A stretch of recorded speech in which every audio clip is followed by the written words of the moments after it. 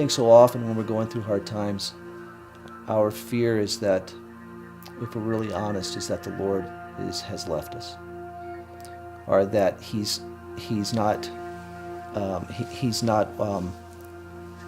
interested. We would never say those things because we're Christians. We'd never say that. But the way we live screams that. My dad was diagnosed with Alzheimer's a number of years ago, and it's starting to get bad. My wife and I believe the Lord would have us go home and take care of him, help take care of him. And nothing has worked out the way I thought it would work out. It's been a very dark time. It's been a very stressful time. And it would take me forever to explain all that's going on, but just to cut to the end, as dark and as stressful as it's been the richest years I've had with Christ. The thing that the Lord's been working in my heart as I go through these things is He's just gently been reminding me, I'm here. I'm here. And if anybody has moved, it's been me. I have found that everybody throughout the history of mankind has lived and does live by faith.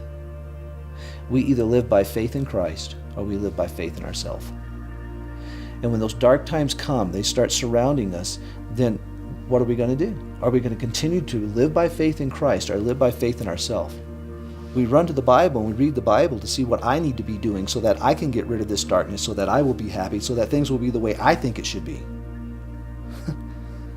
That's not the life that we have been saved for. That's not the life we were created for.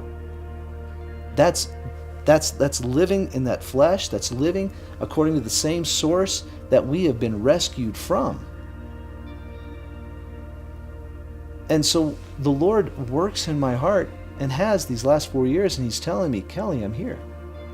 I'm here. Come to me, and I'll give you rest. And so the presence, one man once said that the nearness of God is my good. And I think so often we don't pay attention to what he tells us in Hebrews. We're not fixed on Jesus. We're fixed on our problem.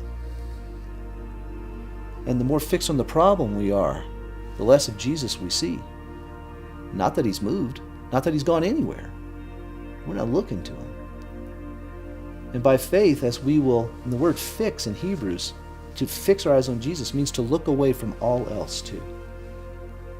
And it's interesting to me that I find that as I am fixed on Jesus, as I'm looking to Him in these situations, trusting Him by faith, we find that He is more than sufficient. He is always faithful.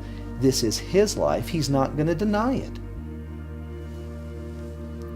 And He works in us that peace in the midst of the storm, in the midst of that heaviness that nobody else in the world but a believer can know. See, a small God has to take your darkness away, has to take your burden away in order for you to be at peace. But a big God can give you the peace in the midst of the darkness, in the midst of the burden. That's His rest. Not something, but someone, Himself.